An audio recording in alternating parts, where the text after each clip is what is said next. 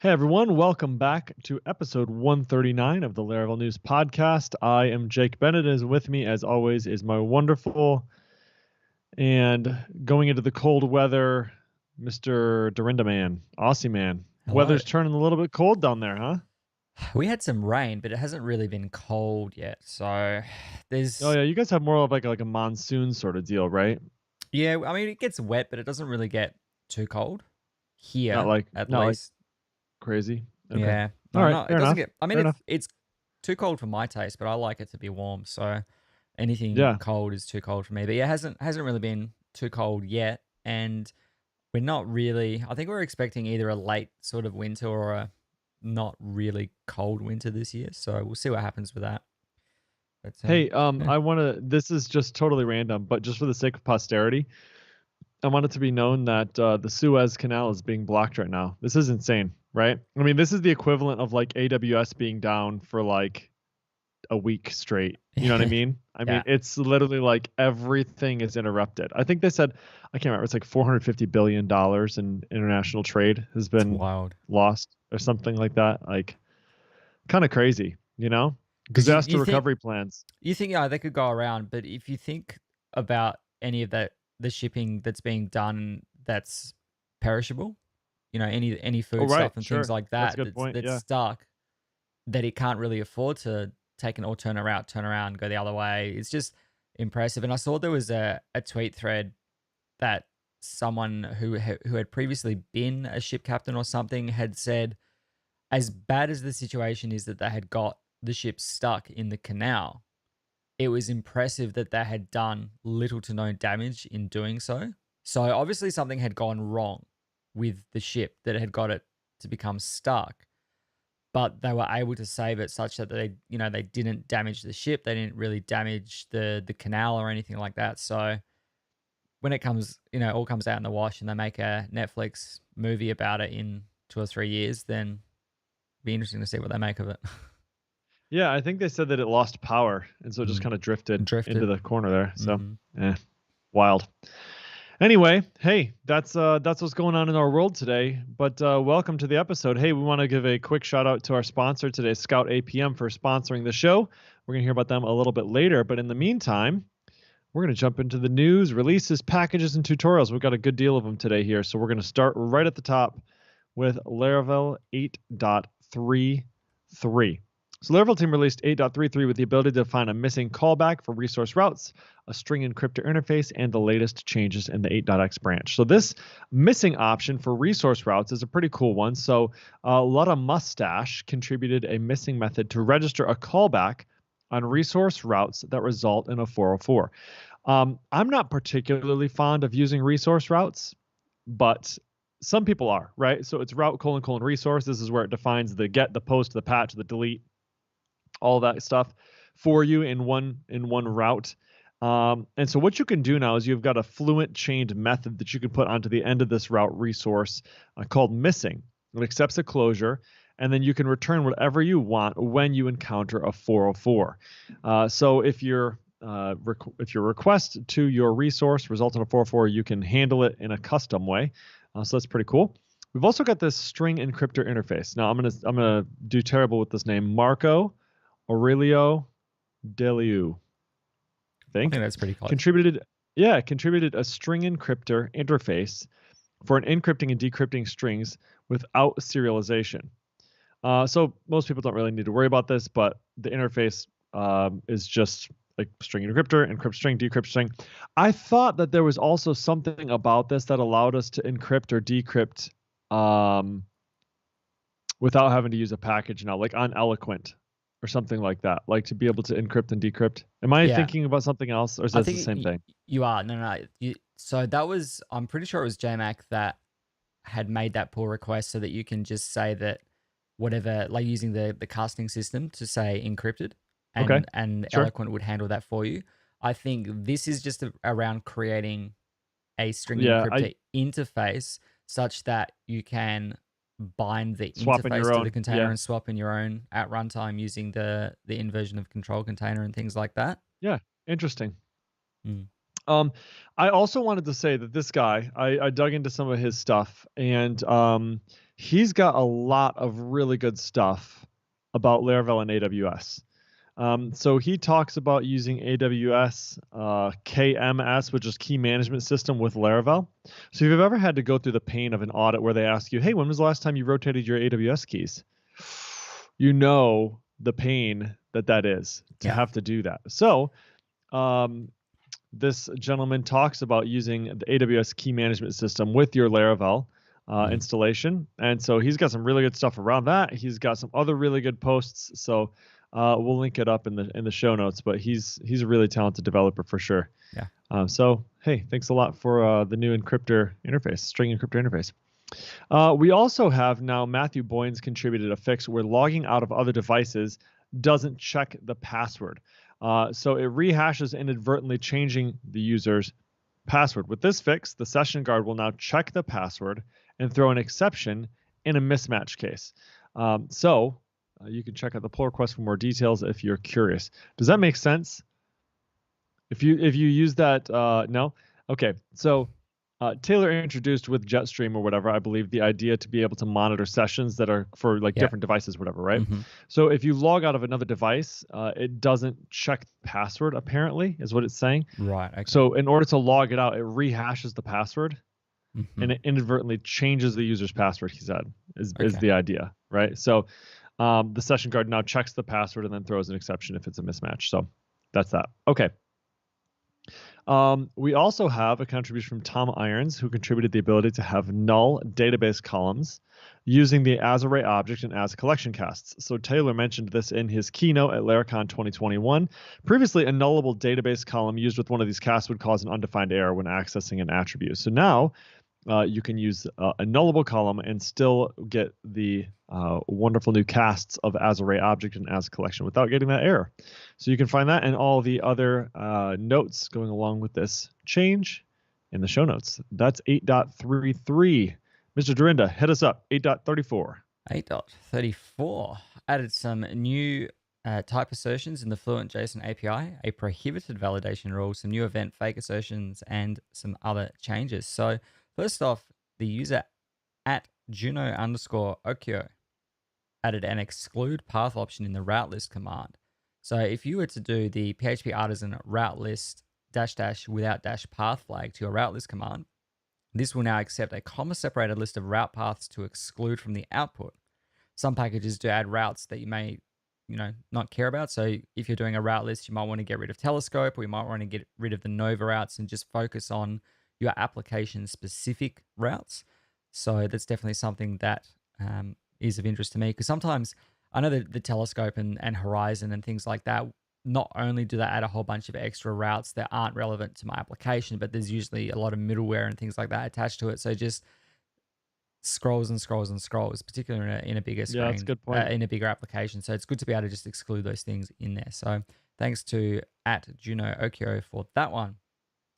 Next up, Luke Downing contributed a remove method to the string and stringable classes in the Illuminate support namespace. So the remove method will accept a string of characters to remove from a string, or an array of strings. So if you were to do string : remove O, comma foobar, it will remove all of the O characters from that string. So instead of foobar, you'd just have F bar. So check that out if that's something of interest to you. Speaking of F-bar, no, I'm just kidding. You remember F-bar? You ever I use remember F-bar? I used it recently. I I use use it it all the for all time. my deploys that are Jan not set up. Jan Jan Oostland. If you haven't checked out F-bar and you're using Forge, you should definitely check out F-bar. That's a free plug for you, Jan. You're the man. Okay, sorry, keep going. Next up, Sven Luten contributed where type and where all type methods to the Fluent JSON assertions API. So we talked about this last week, where you can now assert JSON and pass it a closure, and you'll get back a JSON assertion object where you can make assertions against your JSON object rather than having to do, assert JSON fragment and things like that. So these are some new methods that you can check. So you can check that a given key is of a given type. So you can do where type name, comma string to make sure that the name value that comes back is a string. This is good if you're, not relying on PHP's type juggling and you want to make sure that you're returning a number that is actually a number and things like that. There's also the where all type, where you can check multiple keys as an array. So name arrow string, fat arrow string, and age fat arrow integer. So if either of those two fails, then that assertion will fail. Will fail as well. So check that out. Philo Herman's contributed a new prohibited validation rule that will fail validation if a prohibited field is present in the request body. So this is useful if you have immutable values that should not change, but your API doesn't fail when the user tries to update that value. So instead, you can return a validation error if you detect an immutable property in the API request. So if you want to prevent a user from updating a certain field, you'd set the validation rule to prohibited, and it will stop that from happening. So useful if you're doing patch requests and things like that and APIs, or if you're just doing a full-on post and you don't want that to be overwritten. I suppose a good place for this. I'm curious how it does that. It probably just checks to see How if does the key is in the request and just says, no, you can't change this. So I had a scenario that has escaped me now where this would be useful. Would this be like if you had it just checks if it's in the request. I see. So it's only to provide validation. Yeah. Sure. I mean, yeah, I guess if you're doing something, well, like the only case in which that would be sort of dangerous is if you were doing a like request all. Yeah, which would be a bad idea anyway. Yeah. Right. Or if you were doing like if you just did the data off of like request validate, right? And it got validated, I guess. Correct. Yeah. So if you were using, for example, UUIDs for your IDs, and you would post to an endpoint with the ID in that endpoint, and then you would pass the ID in the payload, for example. So it's just adding another layer of protection.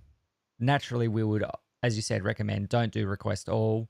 Make sure you're validating only the fields that you want to actually update in your models and things like that. But this is just another layer of protection.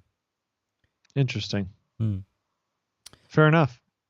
Next up, we have at Gilberto Rassi contributed a strict parameter for the distinct validation rule. The distinct rule uses PHP's inArray function, and if you pass the strict parameter to the inArray check, it will be strict. So you can do a distinct :strict, and it will ensure that things are tested in array in a strict fashion. Check that out if that's something that you need in your applications. Next up, Louis Dalmelin contributed the ability to assert if event listeners are attached to expected events. So this is event assert listening, and then you can specify an event and then the corresponding listener to make sure that those events or those listeners are responding to the correct events within your application. Yeah. So that's always handy because, whenever I've had to test events in the past, you can do event : fake, and then you can assert that a specific event was fired, and you can, and then separately you can test the side effects of that. But if you're just wanting to quickly scaffold out, get through that red-green refactor cycle, you want to make sure that a specific class is listening. This is really helpful, to make sure that you have registered that listener in your event service provider and things like that. So thank you to Luis for that one.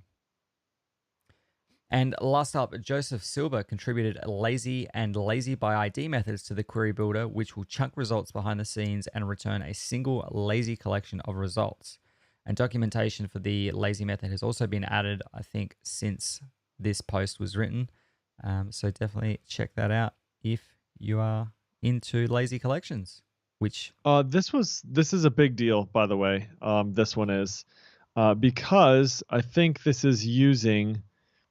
So it used to be that you had to do all sorts of craziness with if you wanted to use Eloquent and get a lazy collection off of it, you had to have these special methods that you would use to do that. And now you'll notice that like you can just do an each and a map right off of that lazy. So user : lazy. So now you don't need custom methods to do all that anymore. It's just I think before we had to use cursor and then pass it closure and things like that. Yeah. So there was a write-up on it. He on Twitter he talked about it a little bit. So that's a really good one, especially if you're dealing with super large data sets, pulling back from the database. So really good one. Joseph's been killing it on all that stuff. There's good description in the pull request. It's number 36699 on the framework repository. So we'll have links to all of that in the show notes for you to check out. Yep. Actually, this is where I read it. Yeah, I didn't read it on Twitter. Maybe he talked about it on Twitter, but I read it on here. Anyway, there we go. Okay, hey, so at Laracon Online, Taylor gave attendees a first glimpse of Laravel Octane, this thing that he's been teasing for a while. What did he call it before? What was it? I called it Nitro. Nitro? Hmm. Okay, Nitro. Okay, so what it is though, I don't know if it's like, I doubt it's Rocket League inspired, but there's an Octane car, and I saw a couple people saying like you should name it Dominus because that's another fun car in Rocket League. Anyway, it is a unified first-party package for running highly performant Laravel utilizing environments like Swool and Roadrunner. So Swool and Roadrunner are both async sort of PHP engines, right? So in his demo, he showed that Octane delivered roughly 6,000 plus requests per second. 6,000 requests per second. And some hello world examples under a load of 50 concurrent requests using 4 concurrent threads during the demo. So he also did this using something called work. So this is work command, which we will talk about a little bit later in the show, where you can use to kind of benchmark your own applications. But basically, the way that it works is Octane's entry point is an artisan console command, Octane start, and that runs either Swool or Roadrunner in the background. So you can specify which technology to use and how many threads to run based on your environment's CPU threads by just doing artisan, Octane start, -- workers, set the number of workers, -- server, and then set Roadrunner or Swool. So they both utilize coroutines that enable PHP to run more efficiently by forking several worker processes based on CPU core numbers. So using Swool or Roadrunner allows better app startup efficiency coupled with PHP op cache to minimize overhead by storing bytecode in shared memory. So think of it just as a consistent process that continues to run. So with PHP, typically you have the live, die, and then new cycle every single time a request is made, right? So basically, this allows it to run almost like as a daemon. And if you think about how your queue workers run as a daemon, if you set the daemon flag, this basically allows your entire application to run as a daemon. It just stays booted up. Now, there are obviously some problems with that, like sessions and a bunch of other stuff that this just kind of abstracts behind the scenes for you and just takes care of that. So PHP workers remain active between requests. You can cycle them after X requests via an artisan flag, and they'll be ready to receive new requests. So this eliminates framework startup time and has a significant impact on performance for applications with heavy HTTP workloads. So why? Why are we doing this? Typical applications don't typically demand outlandish requests per second that we see in these early demos of Octane. However, the need for high availability PHP applications is common, and Laravel is in a unique position to guarantee that framework level code works seamlessly with tools like Swool and Octane. So some people were like, well, why? Well, I mean, he's just repackaging Swool and Roadrunner. It's like, yeah, no joke. That's exactly correct. That is what he's doing. He's making it really easy to work with because these technologies have been out there for a long time. It's been years and years, right? We've had talks on some of these things. But now first-party support for Laravel really will accelerate the use of these libraries for sure. So the entire PHP ecosystem really benefits from these things that Taylor does because Laravel is such a popular tool. So it will be released in a couple weeks probably.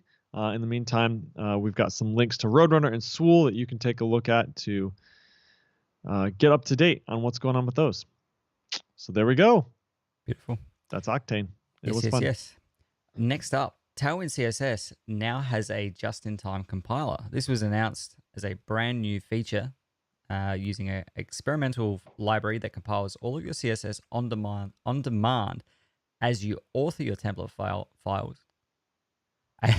As you author your template files instead of generating the entire style sheet up front. So the old workflow for Tailwind was in development, you'd run npm run dev, and it would just build everything from the Tailwind config, basically giving you 4, 5, 6 megabytes of CSS. And then as part of your deployment strategy, you would run npm run production, which would run through purge CSS and then strip out everything that you're not actually using. So the JIT compiler, the just-in-time compiler, flips that on its head such that it's generating CSS based on what you're using rather than stripping out what you're not using.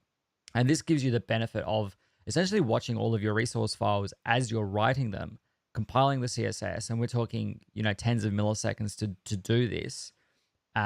And then it gives you a really quick way to build it out. And the one of the biggest benefits of this is that you can then chain your pseudo classes. So you could do, SM colon hover colon focus colon BG Crap, gray I forgot about 50 or that. whatever. So one of the hardest constraints that the Tailwind team or the Tailwind Labs team had to deal with as they improved Tailwind was the generated file size in development. With enough customizations to your configuration file, the generated CSS can reach 10 meg or more, and there's only so much CSS that build tools and even the browser itself will comfortably tolerate before it starts grinding up. So for that reason, you've always had to be careful about expensive changes to your config file, like adding too many extra breakpoints or enabling extra variants like disabled or focus visible. So adding this is really simple. You can npm install it. So it's npm install dash capital D at Tailwind CSS / JIT, and then changing your post CSS configuration from using Tailwind CSS to at Tailwind CSS / JIT, and it all just works. There is another article on Laravel News that talks about getting it up and running in your Laravel applications. That is really super simple as well. It's just a couple of lines changes and off it goes. So I've been using it this week on a couple of different projects, and it's just incredible how much easier it is to just build out your applications using the Tailwind utilities and only ever having exactly what you need available to you as you need it. And really that's the just-in-time aspect of it. So kudos to the Tailwind team for getting that off the ground and into everyone's hands. Yeah, also they shipped 1.15 of the CSS JIT project. So this adds in the important modifier. So you can do exclamation point and then whatever your class is, and it will add it as like an important class, which is pretty awesome. So I actually was using this as a so I had something extracted to a blade component. I think it was the SVG. It was a little icon, and I wanted to have a default height and width of 8 on this SVG, but then I wanted to be able to pass in a different height and width if I cared to, right? Mm-hmm. And if you do that, it doesn't necessarily work. So like if you say H8 W8 and then H10 W10, doesn't matter. Like it still uses the first one. And so now if you do pound, is it pound? No, sorry, no. Exclamation point H10, exclamation point W10, it would override those, and you can just pass that into the class, and then it merges the attributes on the blade component. So pretty cool. I was actually looking for that like yesterday, and so tried it today. It worked. Perfect. Yeah. Oh, is that your tutorial, by the way? How to use JIT compiler with Mix? It is. Yes. Let's just talk about it because we're already talking about it, right? All right. Let's do it. Okay. So our very own Mr. Dorinda basically made this for me, pretty much, because I was waiting for it. It's like, how do I do this? And so Michael put it all together. So yeah, it's really easy to set it up with Laravel Mix. And you know what? Sorry. I'll just say I'm really happy to have it. Thank you for putting this together, but I'll let you talk about it. Why don't you tell us how to do it? Talk to us about it. There are very few benefits to being down here when things come out, because usually I'm the last to know, but sometimes I get to see things first, so I get to write these little things up. But it's a simple process. It's essentially installing the JIT compiler, as we already said. So npm install dash capital D at Tailwind CSS / JIT space Tailwind CSS space post CSS, and then just updating your webpack.mix.js to use the Tailwind CSS JIT instead of the Tailwind CSS, and off it goes. There's not really too much to it. As long as it's watching your blade, your JavaScript, and your Vue files. And sometimes I'll also add app HTTP Livewire if I'm doing Livewire, so it watches the PHP files, because sometimes if I'm doing like alert classes and things like that, or alert components and things like that, where I'm generating dynamically the class names based on like a green, blue, red, or danger warning, whatever. Sure, yeah. Then I'll have the class names in those files as well, so I don't want them to get blown away in a production build. So yeah, it's 3 steps essentially, and just then running npm run watch and off it goes. So yeah, So I've used that. I used that earlier this week. You saved me some time. So thanks a lot for writing that up. Appreciate it. Nice.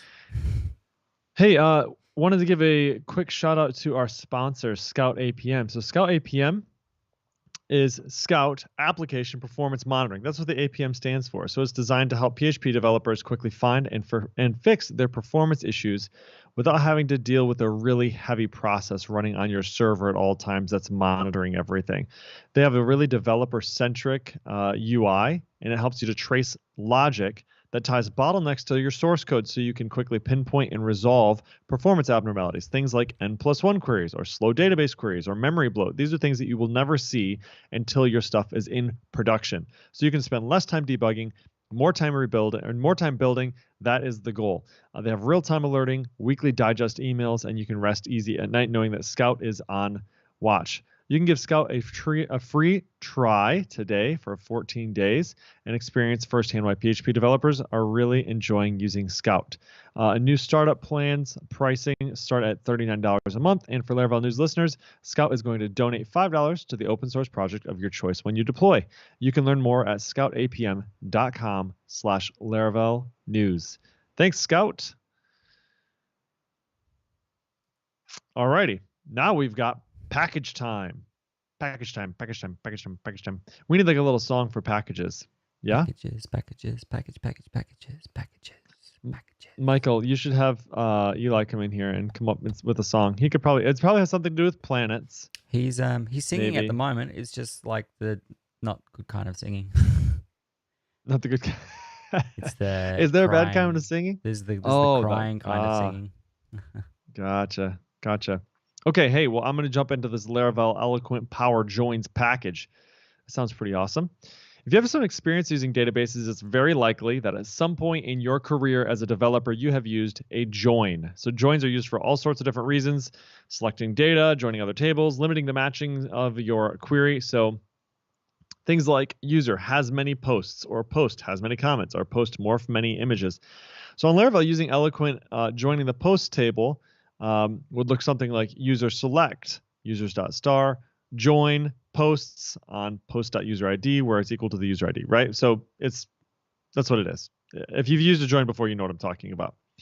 In case you want to join posts and comments table, it gets more complicated, right? You have another layer. You have the join posts by post user ID equals user ID, and then comments equals comments post ID equals post ID. Okay, right. So it's getting a little bit complicated, right?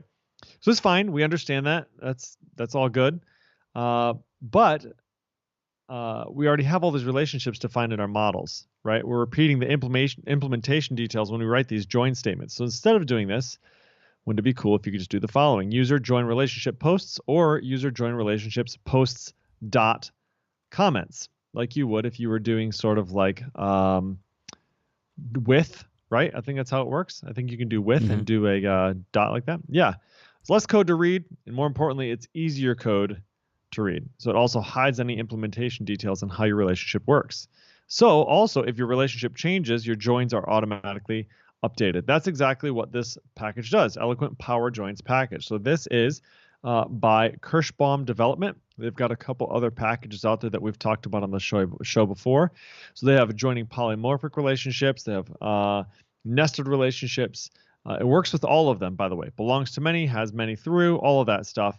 And it takes into account the soft deletes trait, which is really, really nice. So they've got all sorts of stuff here. It's really, really, it looks like it shows in your performance as well. So it's going to help your performance. And then they've got a bunch of stuff in here regarding other ways that you can use this. I would go through all of it, but this is more like a tutorial rather than a package announcement. So if you're interested in this, which you should be if you're ever using joins, and if you're not, then I don't know. Should I be surprised? Should we I be surprised if people aren't using joins? I think they're probably much less common if you're using Eloquent, just because maybe using the relationship methods is easier. But at certain times, relationships are the more efficient query rather than doing, grabbing users and then grabbing all of their profiles, or grabbing posts and then separately grabbing all of the comments. Being able to join it all in one query can be quicker. Yeah, this sort of allows So you to use the power of the database in which you're using. You know what I mean? So yeah. MySQL is really intelligent about optimizing your query. Hmm. Instead of using, like you said, instead of using Eloquent and collections and things like that to grab it all off. So yeah, if you're not using joins, maybe look into it. It's a little bit of a learning curve, but not too bad, and this should hopefully make it a bit easier as well. So thanks, the folks over at Kirschbaum. Hmm. Nice work. Beautiful. Okay, let's talk about Next up, SMTP, yeah, shall we? Laravel SMTP crack, which I haven't actually read this article, but I've seen this thing pop up a couple of times. Spammers have one goal, and that is to send as much spam as cheaply as possible with good IPs that are not blocked. And we've been hearing more and more reports of Laravel apps getting their SMTP credentials compromised and the attackers using those to send junk mail. This is not related to any vulnerability in Laravel itself, but the issue is coming from improper server setups or not turning off debug mode. So when you're using when you're in production, the one key thing to be careful of is to turn off the app underscore debug mode. If you're using Laravel Forge, it will actually prompt you if you're set to production and you've got app debug left to true. Okay, it will pop up and warn you, hey, are you sure you want to do this? So make sure it's turned off. The other and that will also prevent your stack traces and things like that from being dumped out. So if you run into any exceptions, then the stack trace that comes from Ignition will show all of your credentials, database passwords, AWS keys, anything like that. So it's important to turn off your debug mode. And the other thing is to hide your .env file. So in a default Laravel application, the env file sits outside of your public directory, so it won't be accessible in most scenarios if you're deploying to a Forge host or something that's configured correctly. If you're doing something like deploying to a cPanel server and you're up one directory, then you have to be very careful not to expose your .env file, and certainly don't commit your secrets and keys and things like that to an env file in a public repository on GitHub or GitLab or whatever. Private repositories is not as bad because the theory being you trust all the people that you're giving access to the repository, but certainly not to any public repository. So this is around, just keeping your application credentials safe, because spammers get a hold of those credentials, they start sending thousands of emails, and suddenly that starts ending up on your SNS or S whatever the Amazon SES simple email service. It starts driving up the cost of that. It affects your ability to send it, all that kind of stuff. So something to be mindful of. This is more a PSA than anything specific. So yeah. Very nice. Hey, I'm really excited about two things right now. Number one, I'm really excited to talk about the Blade Icons stable release by Dries Vince. And also, I'm really excited that Andreas Santabanez said he would sing a packages song for us. I'm putting him on the spot. He messaged me. He's like, hey, I don't think that packages song has much of a future. I'm like, unless you sing it, like, just let's do it. He's like, I'm in my PJs. I can't sing that. Mm-hmm. Like, yeah. So maybe we'll have him on at the end as like a little special for anybody who wants to hear Andreas's packages song. And then what we could do, here's what we could do. Then every time before we go into the packages section, we'll just play his little song. Yeah. Oh my gosh, that's going to be great. This isn't going to turn into perfect. one of those podcasts. This guy's like a soundboard. It's going to be awesome. Be like Zonda, or like, what is that other thing? What did that other thing that he said? What a rush, right? What Gotta put a that rush. in there. Yeah. Okay, back to the show. So Blade Icons is a package to easily make use of SVG icons in your Laravel Blade views. So we all love SVGs. They're wonderful. They're amazing. I'm glad that we don't have to use fonts anymore for icons. You remember Font Awesome, and then we just have to like include that custom font, and then you'd have to use those with like a font. I don't know. It was just weird. You have to use like the letter I or something goofy like that, or I can't remember. It was crazy times. Mm-hmm. It's crazy times. But this week, Dries Vince released his first stable version. That's the 1.0.0 of Blade Icons. So this is a really cool package. I almost used it the other day. but I decided against it because I was like, I can just throw these into blade components real fast myself, and I only had like 10 of them. But with the release of 1.0 stable, here are some features added in the stable release. We already covered 0.1 on the show, but here we have caching. So there's a new command to cache icons. There's a default icon component. There's file system disks to load your icons from different locations, fallback icons. There's multiple icon paths that you can define, as well as default attributes that you can define for each. So for their attributes that get added to every icon, right? So one feature that so you can basically do this: you take your SVGs, you drop them into a location in your application. Folder. Then, in your config, you basically just say, hey, here's where they are. And then now what you can do, instead of having to create a custom blade thing for each one of them, you can just say x-dash icon name equals, and then the name of the SVG. And it'll render your icon, your SVG icon for you, which is awesome. So Heroicons and Zondicons were released already with a stable 1.0 release, but you can also use this for your own icons if you happen to have a bunch of SVGs laying around that you want to use this package with. So very, very cool. Nice job, Dries. Looking forward to digging into it in the near future here once I get a little more time and a few more icons to work with. That's awesome, though. Great work. Very great nice. work.